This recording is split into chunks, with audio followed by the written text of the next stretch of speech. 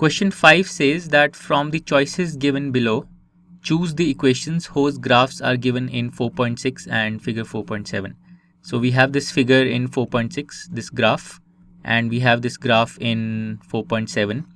And for 4.6, we are given these 4 options of linear equations, and we have to choose which one is correct, which one corresponds to this graph. And similarly, for 4.7, we are given these 4 options, and we have to choose which of these 4 equations corresponds to this graph. So this problem is actually quite simple. From the graph that we have, so look at the graph of 4.6. We are given 3 points on this graph, -1, 1. We have 0, 0, and we have 1, -1.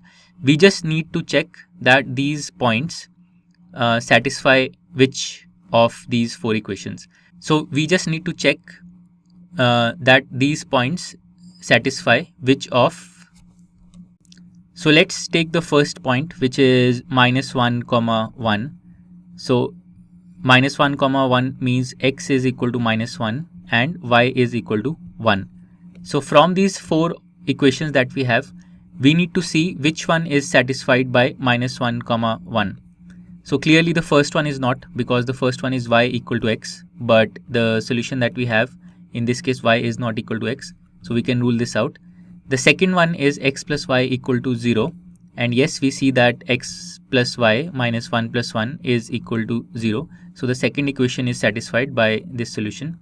The third one is y equal to 2x, but y is equal to 2x is not satisfied by this pair of values, so we can rule this out.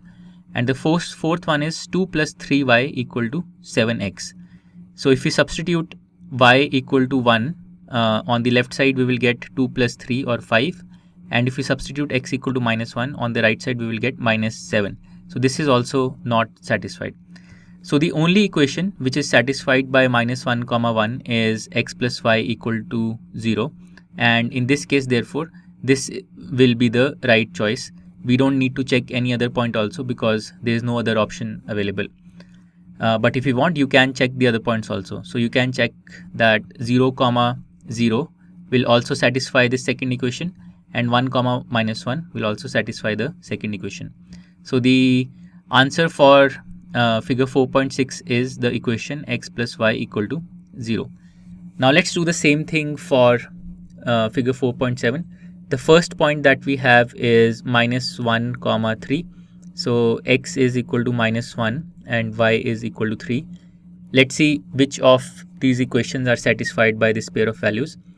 So y equal to x plus 2 is the first equation.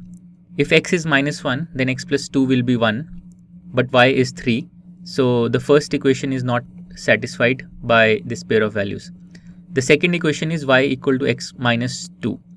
If x is -1, then x minus 2 will be -3, but y is 3. So the second equation is also not satisfied by this pair of values.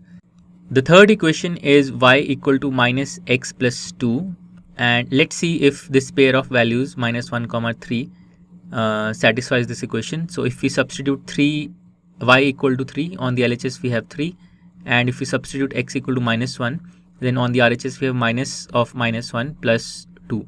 So on the RHS also I get 1 plus 2 or 3. So the third equation is satisfied by this pair of values -1, 3, and this could therefore be the correct choice. But let's also look at the fourth equation. The fourth equation is x plus 2y equal to 6. So if we substitute x equal to -1 and y equal to 3, then we get -1 plus 2y, or plus 2 into 3 or 6 on the LHS, and 6 on the RHS. So this is not correct, and therefore the fourth equation is also not satisfied by this pair of values -1, 3. So the only equation that is satisfied by -1, 3 is y equal to -x plus 2, and therefore this must be the correct choice. And you can verify that the other solutions 0, 2 and 2, 0, they also lie on this same line, on the same equation.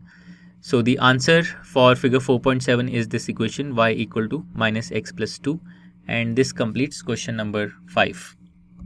To learn more about how QMath can help you crack school and board exams, explore QMath Leap, a live online classroom program run by highly experienced and committed teachers.